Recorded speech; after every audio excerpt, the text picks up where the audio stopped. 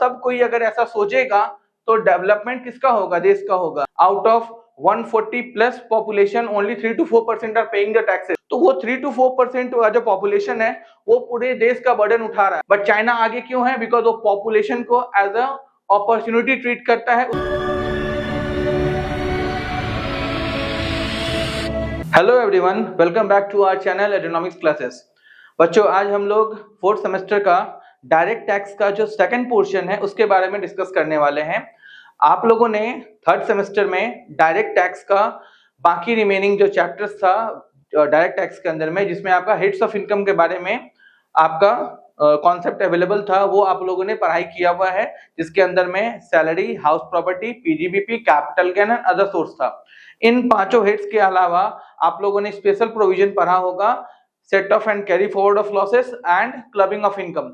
तो इसका substantial portion ही आप लोग के करिकुलम में था, बाकी और इसका जो रिमेनिंग पोर्शन है वो आप लोग का आगे सेमेस्टर में आएगा। तो अभी हम लोग टैक्स मैनेजमेंट का जो पोर्शन है, डायरेक्ट टैक्स सेकंड पोर्शन में जो कवर किया गया है उसके बारे में डिस्कस करेंगे। बिकॉज हम लोगों ने थर्ड सेमेस्टर में पढ़ाई किया हुआ है उसका प्रैक्टिकल एक्सपोजर किस तरीके से किया जाता है, तो आप लोग का जो फोर्थ सेमेस्टर का करिकुलम है वो फोकस उस पर किया गया है कि हेड्स ऑफ इनकम मेरे को कंप्यूट करने तो आता है।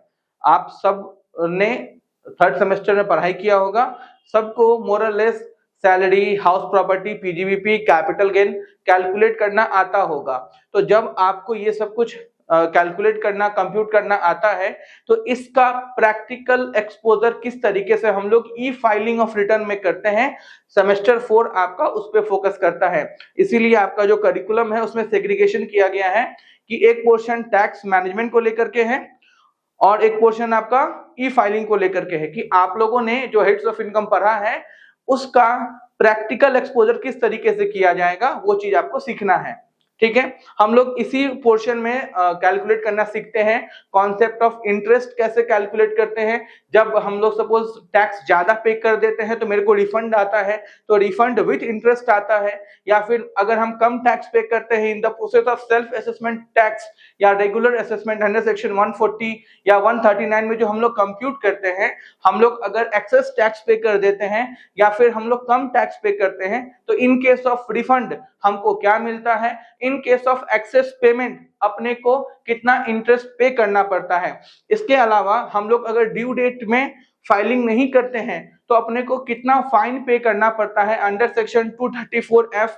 अलग अलग सेक्शन है, 234A, 234B, 234C for interest calculation. तो आपका जो डायरेक्ट टैक्स का सेकंड पोर्शन है वो फोकस किस पे किया है कि हम लोगों को हेड्स ऑफ इनकम निकालने तो आ गया, अपने को स्पेशल प्रोविजन कैलकुलेट करने तो आ गया, अब इसको ई फाइलिंग पोर्टल में किस तरीके से हम लोग फाइल करेंगे। कोई भी एसएससी अपने इनकम को जब कंप्यूट करेगा तो before filing of their respective taxes किन किन चीजों का ख्याल रखेगा। अगर लेट से पेमेंट कर रहा है तो किस सेक्शन को आपका अवॉइड करना पड़ेगा, वो चीज आपको निकालने आना चाहिए। तो फोर्थ सेमेस्टर का करिकुलम का तो पार्ट है ही, बीकॉम का, सीयू का, सीसीएफ के अंदर में ये तो बहुत इंपॉर्टेंट पोर्शन है ही आपका। साथ ही साथ ये चीज प्रैक्टिकल लाइफ के लिए भी आपके लिए जरूरी है कि आपको कंप्यूट करने तो आता है, आपको प्रोविजन तो पता है, बिकॉज आप लोगों ने सेमेस्टर 3 में ऑलरेडी पढ़ाई करके रखा हुआ है, बट सेमेस्टर 4 में उसका प्रैक्टिकल इंप्लीकेशन क्या होता है आपको वो चीज सीखना है।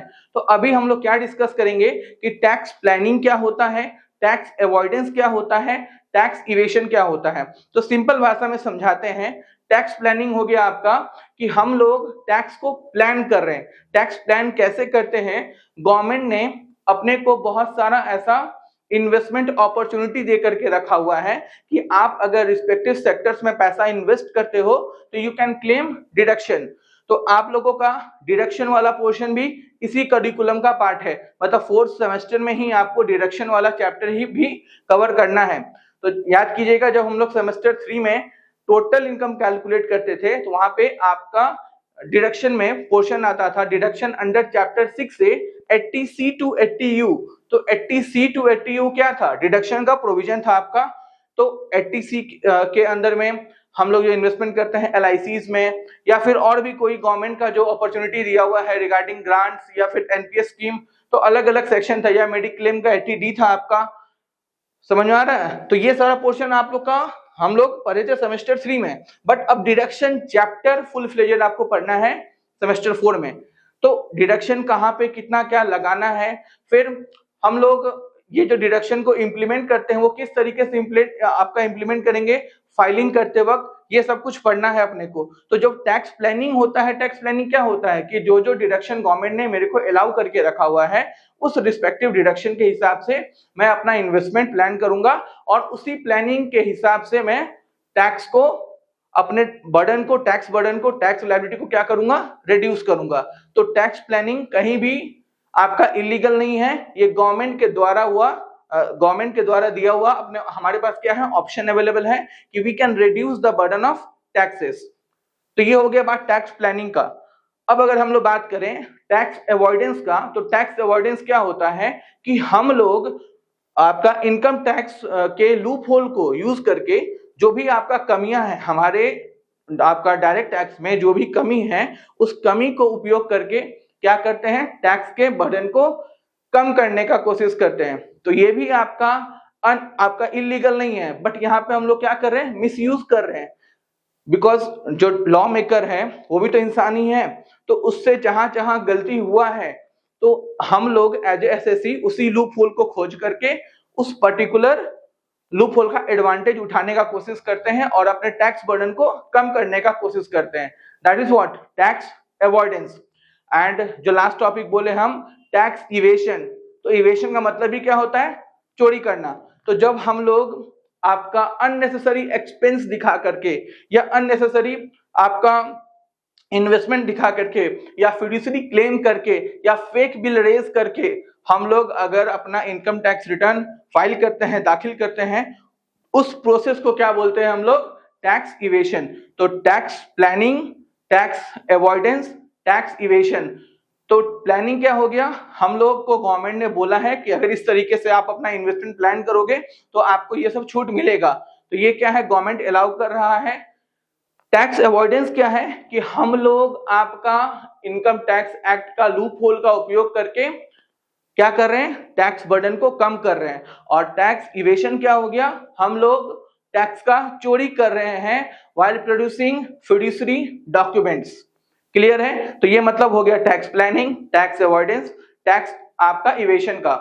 तो हम लोग एक एक करके जो आपका चैप्टर है लाइक इंटरेस्ट हो गया, एडवांस टैक्स हो गया, डिडक्शन हो गया, फिर इसके अंदर में जितना भी आपका फाइन का पेनल्टी का पोर्शन है, इन सब चीज को डिस्कस करेंगे। पहले हम लोग स्टार्ट करते हैं with tax planning, avoidance and evasion, जिसको हम लोग शॉर्टकट में टैक्स मैनेजमेंट बोलते हैं। और ये मैनेजमेंट पता रहना चाहिए before filing of return. Clear है? चलिए इस पीपीटी के हेल्प के थ्रू हम लोग समझने का कोशिश करते हैं, और अगर ये कॉन्सेप्ट खाली समझ लोगे तो आराम से सम्स करने में आसानी होगा। बिकॉज ये आप समझोगे नहीं और सीधा सम्स करने जाओगे एडवांस टैक्स का या इंटरेस्ट का, तो फिर या फिर टीडीएस का या टीसीएस का या फिर पैन का, तो आपको दिक्कत वहां पे फेस करना पड़ सकता है। तो एक एक करके हम लोग रिस्पेक्टिव वीडियोस में ये सारा डिटेल डालने वाले हैं। तो आप लोग ध्यानपूर्वक चैनल से जुड़े रहिएगा और इसको फिर आपका रेगुलर बेसिस पे फॉलो अप कीजिएगा। बिफोर एग्जामिनेशन मोर और लेस आप लोग का सारा ही टॉपिक कवर हो जाएगा। ठीक है, चलिए हम लोग इस पीपीटी के थ्रू समझते हैं।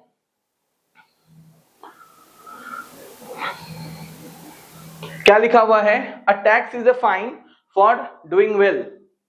अ tax is a fine for doing well. Sentence को समझिएगा, टैक्स अच्छा है अच्छा काम करने के लिए। एक बात बताइए, गवर्नमेंट के पास पैसा आएगा तभी तो वो डेवलपमेंट के बारे में सोच पाएगा। गवर्नमेंट आपका डेवलपमेंट कैसे करेगा, with the help of amount receive in the form of tax. वो आएगा डायरेक्ट टैक्स हो या फिर इनडायरेक्ट टैक्स हो, पैसा आएगा तभी कर पाएंगे। तो अपने को प्लान, अच्छा जो हम लोग टैक्स पे करते हैं तो हम लोग कोई एहसान नहीं करते हैं, it's our moral duty to pay the tax. तो अपने को पता होना चाहिए कि टैक्स पे करना हम एहसान नहीं कर रहे हैं, ये हमारा मोरल रिस्पॉन्सिबिलिटी बनता है towards our nation, because development हो नहीं पाएगा। That's why a tax is a fine for doing well, but a fine is a tax for doing wrong. अगर आप कुछ गलत कर रहे हो, अगर आप कुछ गलत कर रहे हो, अ fine is a tax for doing wrong, गलत तरीके से अगर आप टैक्स इवेट कर रहे हो तो you have to pay the fine. मतलब आपको, जैसे मैंने बोला, टैक्स इवेशन में आप फिड्यूसरी बिल, फेक बिल जानबूझ के प्रोड्यूस कर रहे हो in front of assessing officer to claim the deduction, तो आपको ये आपका रेप्लिकेशन फेस करना पड़ेगा from IT department, income tax department, कि भाई ये सब चीज जो कर रहे हो आप ये गलत है। फिर आपके पास समन आएगा, तो आपको इन सब चीजों का ख्याल रखना पड़ेगा कि गवर्नमेंट का जो स्पेसिफाइड आपका बेनिफिट्स है, जो टैक्स प्लानिंग के क्राइटेरिया में आता है, उसी के हिसाब से आपको फाइल करना है और उसी के नॉर्म्स के हिसाब का आपका उपयोग करना है। बिकॉज अगर हम लोग कुछ भी अननेसेसरी करते हैं, अनएथिकल यूज करते हैं आपका, तो उसका रेप्लिकेशन आपको फिर फेस करना पड़ेगा। ठीक है, तो टैक्स प्लानिंग करना हमारा लेजिस्लेटिव राइट है। वन मोर थिंग, हम लोग प्लानिंग कर सकते हैं, इवेशन नहीं कर सकते हैं। टैक्स प्लानिंग करना हमारा अधिकार है, समझ में आ रहा है? टैक्स प्लानिंग कर सकते हैं, टैक्स इवेशन नहीं कर सकते हैं। तो ऐसा क्वेश्चन आपके मन में आ रहा होगा, सर क्या हम लोग आपका कुछ भी प्लानिंग नहीं करें, कहीं भी इन्वेस्टमेंट नहीं करें? जी हाँ, बिल्कुल कीजिए। बट वन मोर थिंग, अभी जो आपका हमारा डायरेक्ट टैक्स में चेंजेस होने वाला है, हमारा डायरेक्ट टैक्स कोड आने वाला है, जो इनकम टैक्स एक्ट 1961 हम लोगों ने इतने सालों से पढ़ाई किया है, वो समहाउ एबॉलिश होने वाला है। बिकॉज निर्मला सीतारमन जी ने ऑलरेडी ये चीज बोल दिया है कि डायरेक्ट टैक्स कोड आने वाला है, just to simplify various legal aspects of income tax. Because बहुतों को दिक्कत होता है लीगल प्रोविजन को समझने के लिए, तो वो प्रॉब्लम ना हो इसीलिए डायरेक्ट टैक्स कोड लाया जा रहा है कि इनकम टैक्स को सिंप्लीफाई किया जा पाए। बिकॉज बहुत सारे ऐसा टर्म है जो सिर्फ टैक्स जो टैक्स कंप्लायंसेस को समझते हैं वही उसको रिलेट कर सकते हैं, तो लेमैन के लिए, कॉमन मैन के लिए वो चीज आपका डिफिकल्ट हो जाता है। इसीलिए आपका इनकम टैक्स प्रोविजन को सिंप्लीफाई करने के लिए डायरेक्ट टैक्स कोड का फॉर्मेशन कुछ ही दिनों में आ जाएगा। उसका बहुत सारा बेयर एक्ट रूल्स हमारे पास आ चुका है, बट फुल फ्लेजेड अभी तक एप्लीकेबल नहीं हुआ है। तो टैक्स प्लानिंग करना हमारा लेजिस्लेटिव राइट है। अच्छा, एक बात बताइए, ये क्या लिखा हुआ है, रिलेशन क्या होता है? इनकम टैक्स डिपार्टमेंट है, ये टैक्स पेयर है। इनकम टैक्स डिपार्टमेंट क्या करने पे सोचेगा, फोकस करेगा? Increase in tax collection. इस ये डिपार्टमेंट को फॉर्म करने का ऑब्जेक्टिव ही क्या है कि हमारा टैक्स कलेक्शन ज्यादा हो। और टैक्स पेयर क्या सोचेगा, मेरा कैसे टैक्स बर्डन रिड्यूस हो जाए। समझ में आ रहा क्या बोल रहे हैं हम? टैक्स पेयर क्या सोचेगा, how to reduce my tax burden. Income tax department क्या सोचेगा, how to increase the tax collection. That is the basic relation between income tax department and taxpayer. तो इसके लिए आपको income tax act, income tax rule, समय समय पे CBDT, central board of direct tax circular लेकर के आता है, नोटिफिकेशन लेकर के आता है, बहुत सारा इंस्ट्रक्शन लेकर के आता है, जुडिशियल प्रोनाउंसमेंट आता है, रेट्रोस्पेक्टिव अमेंडमेंट। रेट्रोस्पेक्टिव मतलब जो पहले हो चुका है उसी के हिसाब से आपका नियम को चेंज किया जाता है। तो इन सब को आपको फॉलो अप करना पड़ेगा to understand the relation between taxpayer and income tax department. Next, now what is tax planning? Tax planning क्या होता है? Exercise carried out by the taxpayer to meet his tax obligation in a proper, systematic and orderly manner, availing all permissible exemption। क्या लिखा हुआ है? permissible, जो हमको permission मिल रहा है from IT department to claim for such deduction, exemption, deduction and relief under the statute as may be applicable in its case, not taking from the colorable devices and having no intention to deceit the legal spirit behind the tax law। क्या लिखा हुआ है? No intention to deceit. आपका intention नहीं है tax को deceit करना, tax के लॉ को, टैक्स के एक्ट को, टैक्स के नॉर्म्स को डिसीट करने का। उसी को क्या बोलते हैं हम लोग? Tax planning. जो परमिसेबल इंस्ट्रक्शन, जो परमिसेबल गाइडेंस हमारे पास अवेलेबल है, उसी के हिसाब से हम लोग अपना टैक्स को प्लान करते हैं। क्लियर है व्हाट इज टैक्स प्लानिंग? इस पे थ्योरी भी पूछता है, तो you must be awaring of the concept की टैक्स प्लानिंग होता क्या है। किसी को दिक्कत है? होपफुली आप लोगों को ये समझ में आ गया होगा। सिंपल तरीके से प्रेजेंटेशन किया हुआ है। इस पीपीटी को हम आपका वीडियो के डिस्क्रिप्शन में डाल देंगे, आप लोग वहां से देख लीजिएगा। लिखने का दरकार नहीं है, खाली ध्यान से सुनते जाइए कि इसका क्या मतलब होता है। ठीक है, next, objective of tax planning. ये टैक्स प्लानिंग का ऑब्जेक्टिव हमारा क्या रहेगा? Reducing tax incidence, avoiding litigation. Litigation का मतलब क्या होता है? Case. Meaning of litigation is what?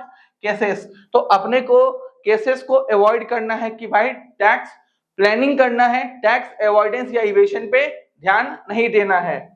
फिर प्रोडक्टिव इन्वेस्टमेंट करना है, सही जगह पे इन्वेस्टमेंट करना है। प्रोग्रेसिव इकोनॉमी पे ध्यान देना है। अगर आप सही जगह इन्वेस्टमेंट करोगे, सही जगह हमारा प्लानिंग मतलब इकोनॉमिकल प्लानिंग होगा, तो अल्टीमेटली नेशन का ग्रोथ होगा। और सब कोई अगर ऐसा सोचेगा तो डेवलपमेंट किसका होगा? देश का होगा। अभी भी आप लोग को ये सुनकर के आश्चर्य लगेगा कि अभी भी 3 to 4% लोग ही क्या करते हैं? टैक्स पे करते हैं। हमारा जो पॉपुलेशन है, out of 140 plus population, only 3 to 4% are paying the taxes. Last year में जो फाइलिंग हुआ है दैट इज अराउंड 6 to 7%, और उसमें भी टैक्स पे कितना जन किया है? 3 to 4%।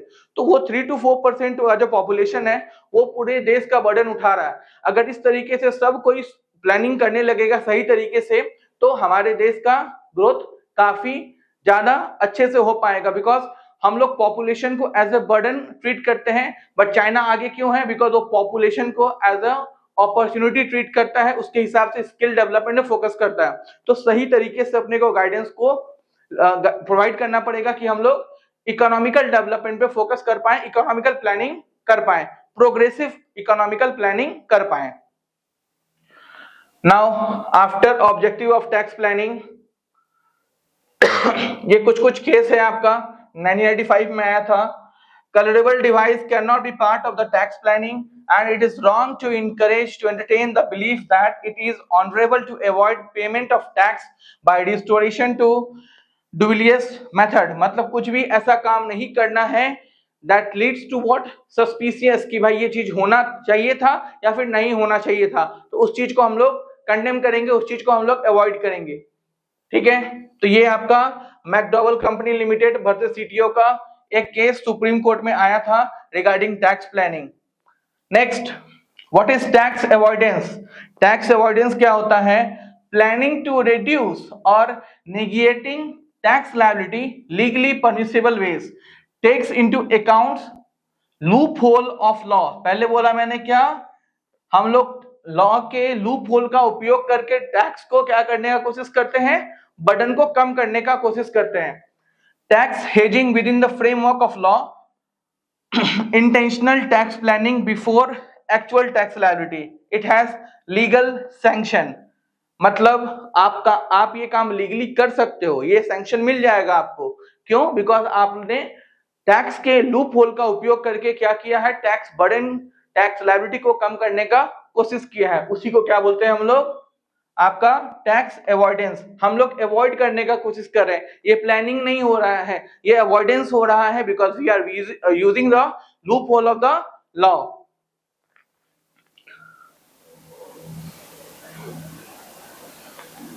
क्या लिखा हुआ है? The line of demarcation between tax planning and tax avoidance is very thin and blurred, because it is quite difficult to understand the exact differentiation between tax planning and tax avoidance, because in tax planning we plan as per the permissible instruction provided by the income tax department, but in case of tax avoidance we use the loophole of that particular law framed by the income tax department।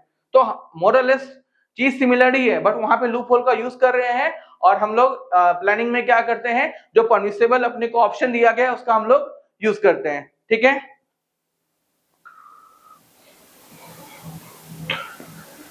फिर दिया है what is tax avoidance. Direct definition है, criteria to define tax avoidance, use of colourable device, instance where doctrine of substance is defeated, defeating the genuine spirit of law, misrepresentation or mistwisting of facts, हम लोग intentionally क्या करते हैं, law को तोड़ मरोड़ के जो प्रेजेंट करते हैं इन front of assessing officer, because अपने को जो आपका सो कॉल्ड टैक्स एक्सपर्ट है वो बताता है कि भाई ये चीज यहाँ पे नहीं दिया हुआ है तो इसके हिसाब से मैंने ये किया, तो अल्टीमेटली वहां पे अगर लॉ साइलेंट है तो हम लोग प्रिज्यूम कर लेते हैं, मिस रिप्रेजेंट कर लेते हैं कि अगर लॉ वहां पे साइलेंट है तो मेरे हिसाब से होना चाहिए। तो ये सब हम लोग क्या करते हैं, टैक्स अवॉइड करने के लिए अपना टेक्निक यूज करते हैं, taking only strict interpretation of law and suppressing the legislation intent behind it। मतलब somehow आपका intention to deceit यहाँ पे दिखेगा in case of tax avoidance, but tax planning में आपका intention to deceit नहीं रहता है। हम लोग वहां पे लॉ के प्रोविजन को अवॉइड करते हैं, यहाँ पे लॉ के प्रोविजन के लूप होल को अवॉइड करते हैं, लूप होल को यूज करते हैं to claim additional deduction and to reduce our tax burden and tax liability। Clear? Now what is tax evasion? अभी मैंने बात किया इसका, टैक्स इवेशन क्या होता है, इन शॉर्ट टैक्स का चोरी करना। It is an illegal activity. Income tax department will not entertain this activity in relevant manner. आपको इसके लिए रेग्रेसिव पनिशमेंट, रेग्रेसिव फाइन्स आपको क्या करना पड़ेगा, फेस करना पड़ेगा, because it is an illegal activity, it is an unethical activity। क्या लिखा है टैक्स इवेशन में, tax liability is illegally avoided attempted with the help of unfair means। जो मैंने बोला, you are providing fiduciary documents, fake bill just to claim additional expenses in front of your income। तो होगा क्या, आप अपने income, आपका इनकम अगर बढ़ा हुआ है, इसके बदले में आप एक्सपेंस बढ़ा दोगे तो आपका इनकम कम हो जाएगा, तो प्रॉफिट आपका कम हो गया, प्रॉफिट कम होगा तो आपका टैक्स कम हो जाएगा। ये सब कोई कौन कर पाता है, ये सब आपका रैपिड तरीके से जो बिजनेस इंडिविजुअल है वो लोग कर पाते हैं।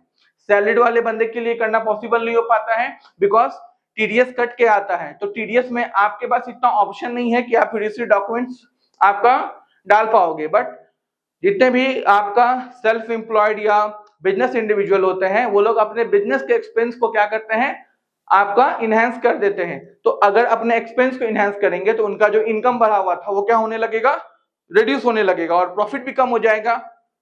कम प्रॉफिट कम टैक्स। तो आपको यहाँ पे टैक्स इवेशन दिखेगा कि भाई मैंने while providing the fiduciary bill मेरा टैक्स लायबिलिटी क्या हो गया, कम हो गया।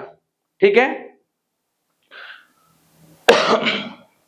तो हम यहाँ पे बेसिकली अनफेयर मींस या अनफेयर मेथड का सहारा लेते हैं, टैक्स ओमिशन करते हैं, अनलॉफुल है और this is punishable under law, because ये आपका इंटेंशन है to deceit the provision, to deceit the law. That is the simple meaning of tax evasion.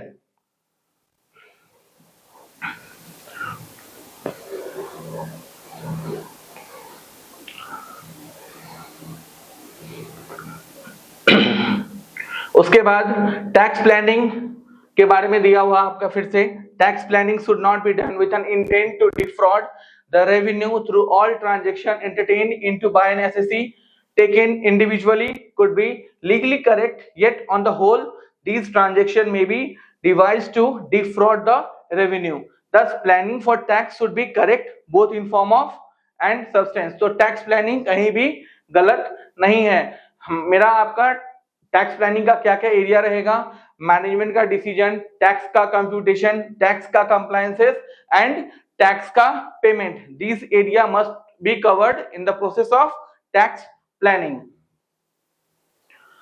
Then what the job of tax planner? करता क्या है ये लोग, जो टैक्स प्लान करता है, जो सो कॉल्ड टैक्स प्लानर रहता है, वो क्या करता है, determination of most tax effective structure, फिर taking full advantage of tax opportunities and relief, achieving optimum capital or revenue tax treatment, reducing tax on disposable and maximizing relief on acquisitions, making the most of tax opportunity specific to your industry, meeting the rigorous demand of compliances including corporation tax self-assessment, acting on your behalf in discussion with the tax authorities।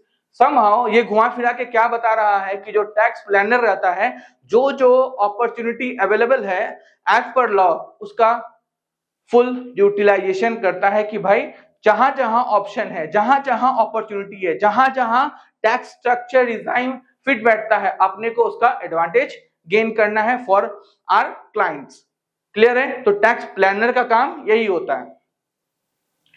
Thereafter फिर आपका salary में आपका अलग अलग, ये सब आप लोग का थर्ड सेमेस्टर में ऑलरेडी कवर्ड किया हुआ है कि हम लोग किस तरीके से basic, HRA, gratuity, provident fund, PPF, RPF, SPF, ये सब आप लोग का ऑलरेडी कवर्ड किया गया है कि कहां पे हम लोग किस तरीके से टैक्स को सेव करते हैं, आपका सीटीसी से लेस करते हैं। उसके बाद सैलरी इनकम में हम लोग किस तरीके से ब्रेकअप करते हैं, डिडक्शन क्या होता है, एग्जेम्पशन क्या होता है, एचआरए, एकोमोडेशन, सेल्फ लीजिंग, आपका पेंशन में commuted pension, uncommuted pension, then contribution to PF, gratuity, pension, medical allowances, reimbursement and facilities, जो परक्यूजिट्स का पार्ट था आपका सेक्शन 17 सब सेक्शन 2, फिर education allowances, reimbursement and facilities, tax free perquisites benefits, provision of computers, laptop, vehicle, movable assets, electronic assets और tax relief under section 89 if income is less than आपका 5 lakh rupees. तो ये सब provision आप लोग का already third term में cover था। तो हम लोग उसी पर्टिकुलर रेस्पेक्टिव में क्या करते हैं, प्लानिंग एग्जीक्यूट करते हैं ना, कि अपने को अगर मेरा सोर्स ऑफ इनकम सैलरी है तो मैं प्लानिंग कैसे कैसे करूंगा। अगर सोर्स ऑफ इनकम मेरा आपका हाउस प्रॉपर्टी है तो फिर मैं किस तरीके से कंप्यूटेशन करूंगा, हाउस प्रॉपर्टी का इनकम क्या होगा, बिजनेस इनकम क्या होगा, सेल्फ ऑक्युपाइड कितना रहेगा, लेट आउट कितना रहेगा, डीम्ड लेट आउट कितना रहेगा, रजिस्टर्ड ओनर, डीम्ड ओनर, फिर आपका deduction under section 23 on payment, then फिर सोर्स ऑफ बोरोइंग, फिर purchase of house in the name of spouse, इस केस में कहां से हम लोग प्लानिंग करते हैं। ये सब आपका अलग अलग कंडीशन दिया हुआ है जो आप लोग ऑलरेडी थर्ड सेम में कर चुके हो प्रैक्टिकली। तो यहाँ पे ये डालने का इंटेंशन ये है कि आप लोग रिकॉल कर पाओगे कि थर्ड सेम में ये तो मेरा पढ़ा हुआ था। तो आपको यहाँ पे सम्स नहीं करना है, ये सब का कॉन्सेप्ट आपको एज एग्जांपल लिखना पड़ेगा। और जब आप लोग प्रैक्टिकली चैप्टर्स करोगे एडवांस टैक्स का, इंटरेस्ट का, तो फिर आपको इसका दरकार पड़ सकता है।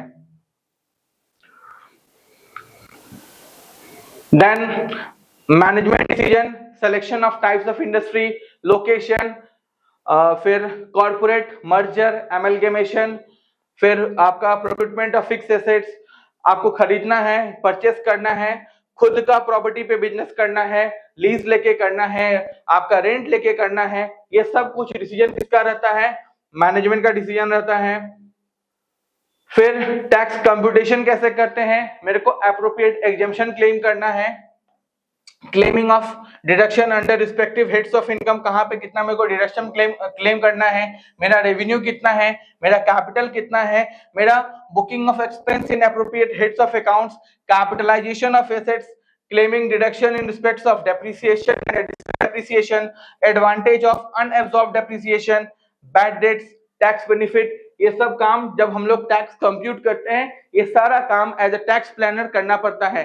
पीछे में जो पढ़े ना आप,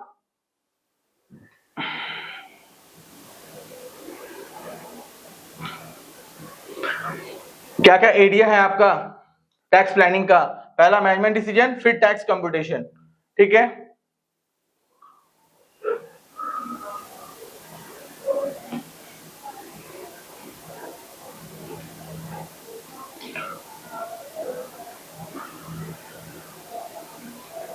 फिर टैक्स कंप्यूटेशन में हम लोग टीडीएस कैलकुलेट करते हैं, इनकम टैक्स, परक्यूजेट्स, फिर payment of relative, cash payment का प्रोविजन, ग्रेचुइटी का provision, contribution of non स्टेटरी fund, फिर कंप्लायंसेस का, अनपेड लायबिलिटी का कैलकुलेशन, फिर computation of business provision, PGBP का जो कैलकुलेशन होता है, फिर कैरी फॉरवर्ड का प्रोविजन, फिर डिडक्शन क्लेमिंग अंडर चैप्टर 6 से, जो मैंने बोला 80C टू 80U तक आपका ये प्रोविजन आपका डिडक्शन चैप्टर में कवर्ड है। तो ये सब कुछ टैक्स कंप्यूटेशन का हमारा पार्ट रहता है, बिकॉज कंप्यूटेशन ही तो करते जाना है। टैक्स प्लानर काम क्या है, जो 5 हेड्स आप लोग का थर्ड सेमेस्टर में था, उस आपका जो हेड्स ऑफ इनकम था उसी को लेकर के तो प्लानिंग करना है। मतलब अगर सपोज एक एसएससी है तो ये 5 हेड्स के अलावा तो और कोई दूसरा तीसरा हेड्स ही नहीं है ना, there is only 5 heads of earning your respective income. So in the process of generating all such 5 income, what should be the planning are implemented by the individual. That are to be only planned by the tax planner, और उसी के लिए अपने को इन सब चीजों का idea रहना चाहिए व्हाइल इंप्लीमेंटिंग और understanding the concept of tax management. Short term, long term, capital gain, block of assets, सब पे सम्स किया हुआ आप लोग का। ब्लॉक ऑफ एसेट्स पे आप लोगों ने डेप्रिसिएशन पे सम्स किया था इन द कैलकुलेशन ऑफ आपका पीजीबीपी। फिर stamp duty valuation, obligation of purchaser to deduct tax, फिर डिडक्शन अंडर सेक्शन 54 कि हम लोग एक प्रॉपर्टी खरीदते हैं दूसरे को बेचते हैं तो अपने को कितना डिडक्शन मिलता है अंडर कैपिटल गेन। तो ये सब कुछ। अच्छा, वन मोर थिंग, बहुत सारे बच्चों को लग रहा होगा कि सर थर्ड सेमेस्टर में तो पढ़े ही नहीं है, तो फिर फोर्थ सेमेस्टर कहां से करेंगे। अगर थर्ड सेमेस्टर में आपने पढ़ाई नहीं किया है तो आपको दिक्कत फेस होगा, बट जब ये चैप्टर करोगे तो आप कर लोगे। जिसने अच्छे से पढ़ाई किया है तो हम तो ये बोलेंगे ना ना अगर नहीं पढ़े हो तो भी कर लोगे, तो ये आपका सच बात नहीं रहेगा। बिकॉज थर्ड सेमेस्टर में अगर आपने हेड्स ऑफ इनकम नहीं पढ़ा है तो ये समझने में आपको दिक्कत फेस करना पड़ेगा, ठीक है। तो अगर जिसने नहीं पढ़ाई किया है उसको बोलेंगे चैनल फॉलो करते रहना, वहां पे भी रेगुलर अपडेट आते रहेगा। Not only for the examination point of view कि आपका एग्जाम है आपका काम आ जाएगा, ये प्रैक्टिकल लाइफ के लिए भी जरूरी है। अगर आप अभी पढ़ाई कर रहे हो, after completion of your examination you suppose to do either job और बिजनेस, कुछ तो करोगे, पैसा तो कमाओगे, तो पैसा कमाने के बाद आपको टैक्स तो पे करना पड़ेगा। और आप बोलोगे नहीं सर हमको टैक्स पे नहीं करना है, तो या तो आपका इनकम जो बेसिक टैक्स एग्जेम्पशन है उसके अंदर में होना चाहिए, या फिर आप खेती करो, आप एग्रीकल्चर एक्टिविटी में इन्वॉल्व हो जाओ, you do not need to pay a single penny of tax. ये भी प्रोविजन आप लोग का थर्ड समय था कि अगर आप एग्रीकल्चर इनकम अर्न करते हो तो आपको टैक्स पे करने का दरकार नहीं है। तो या तो आपका जो टैक्स बेसिक टैक्स एग्जेम्पशन है उसके अंदर में आपका इनकम रहेगा तो पढ़ने का दरकार नहीं है, या फिर आप खेती करोगे तो पढ़ने का दरकार नहीं है। अगर ये दो कंडीशन में आप टिक नहीं कर पाते हो तो फिर आपको इन जनरल इन सब का नॉलेज होना चाहिए। क्लियर है? ये सब आप लोग का कैपिटल गेन का प्रोविजन था। सेक्शन 54 में कितना कितना डिडक्शन क्लेम करते थे, तो ये बस रिकॉल करने के लिए दिए हम कि आप लोग जब इस पीपीटी को खोलोगे तो आप लोग को यहाँ पे सब कुछ मोरलेस देखने को मिल जाएगा। डिडक्शन वाला पोर्शन भी यहाँ पे कुछ कुछ 80C किसके लिए आपका आप इंडिविजुअल के लिए है। मैक्सिमम क्लेम यहाँ पे 1.5 लाख तक कर सकते हैं हम लोग अमाउंट ऑफ रिडक्शन। 80CCC में हम लोग LIC और अदर इंश्योरेंस पेंशन प्लान के लिए हम लोग 1 लाख का छूट क्लेम कर सकते हैं। फिर अप्रूव्ड पेंशन प्लान के लिए CCD 1 है, CCD 2 है, और इन सब को मिला करके हम लोग 1.5 लाख तक का एडिशनल क्लेम कर सकते हैं। प्लस CCD 2 में आपको 50 लाख तक का 50,000 तक का 0.50 लाख मतलब 50,000 तक का एडिशनल आपको क्लेम मिल जाएगा। CCG, TTA, HTD medical claim, फिर आपका हैंडीकैप के लिए जो आपका मेडिकली हैंडीकैप है 1,25,000 फॉर सीवियर डिसेबिलिटी, जनरल के लिए 75,000। तो जब हम लोग आपका नेट टैक्स लायबिलिटी कैलकुलेट करते हैं तो इन सब का बेसिक नॉलेज होना चाहिए, ठीक है। अब सारा सेक्शन नहीं दिया हुआ है बिकॉज जो जो रेलिवेंट होता है वही इंपॉर्टेंट है। बिकॉज जैसे साइंटिफिक एक्सपेंडिचर में हो गया, यूनिवर्सिटी को लेकर के हो गया, वो सब आपका सेक्शन कवर नहीं है। बट इन जनरल जो डिडक्शन आपका दरकार पड़ता है, आपको नॉर्मली ITR 1 फाइल करने के लिए, एक ITR आपका 4 फाइल करने के लिए, वो सब कुछ आपको एटलीस्ट पता होना चाहिए। ग्रांट के लिए, डोनेशन के लिए, फिर अनरिस्ट्रिक्टेड, रिस्ट्रिक्टेड, अलग अलग क्राइटेरिया आपका यहाँ पे दिया हुआ है। उसके बाद टैक्स कंपटीशन मोरलेस खत्म हो जाता है। अगर मेरे को सारा इनकम को डिस्क्लोज करना है, हमको कोई भी कंसीलमेंट ऑफ फैक्ट को क्या करना है, अवॉइड कंसीलमेंट ऑफ फैक्ट्स। कोई आपका फैक्ट छुपा करके प्रेजेंट नहीं करना है, हम लोग को फोकस करना है कि भाई पेनल्टी मेरे ऊपर ना लगे, ठीक है। उसके बाद टैक्स कंप्लायंसेस के अंदर में क्या आ जाता है, maintenance of account, audit, tax audit, फिर audit certificate, filing return, compliances with TDS and TCS, then filing quarterly and annual TDS, reply to the tax authority. अगर टैक्स अथॉरिटी आपसे कुछ पूछ रहा है तो उस पर आपको रिस्पॉन्ड करना पड़ेगा। Next, tax payment, payment of advance tax as per schedule, availing tax credit, carry forward of tax credit, avoidance of interest, avoidance of penalty, avoidance of prosecution and claim of refund. In simple, whatever the adjudication framed by the adjudicating authority, you have to focus regarding the avoidance of penalty, avoidance of any kind of legal obligation created against you. Clear है? मतलब कोई भी ऐसा काम नहीं करना है जिससे लीगल ऑब्लिगेशन, लीगल कंप्लायंसेस आपके ऊपर आए। ठीक है, तो टैक्स मैनेजमेंट के अंदर में प्लानिंग, अवॉइडेंस, इवेशन में फोकस आपको इसी पे करना है। तो इतना सब कुछ बोलने का इंटेंशन ये है कि अगर इस पे थ्योरेटिकल क्वेश्चन कुछ भी पूछेगा, दिमाग में रहेगा। अगर ये वीडियो 15-20 मिनट भी देख लोगे तो आपको आपके दिमाग में रहेगा, आप आराम से प्रेजेंट कर पाओगे, रट्टा नहीं मारना पड़ेगा। क्लियर है? चलिए, ये पीपीटी यहाँ खत्म होता है। Thank you so much for watching this video. Hopefully ये कॉन्सेप्ट समझ में आया होगा। इसके बाद हम लोग आपका रिमेनिंग जो चैप्टर्स है, आइदर वो एडवांस टैक्स हो, वो आपका इंटरेस्ट का पोर्शन हो, वो आपका टीडीएस को लेकर के हो, वो टीसीएस को लेकर के हो, सारा वीडियो आपका बहुत ही जल्द आने वाला है। आपके एग्जाम से पहले मोरलेस सारे टॉपिक पे हम लोग इसको कवर कर लेंगे। बट आप लोगों को थर्ड सेम में जो आप लोगों ने अगर पढ़ाई किया है तो फेयर इनफ, नहीं पढ़ाई किया है तो एक बार गो थ्रू कर लीजिएगा कि जब आपका सेम 4 में इसको पढ़ोगे तो आपको रिकॉल करने में आसानी होगा। चलिए, thank you so much for watching this video.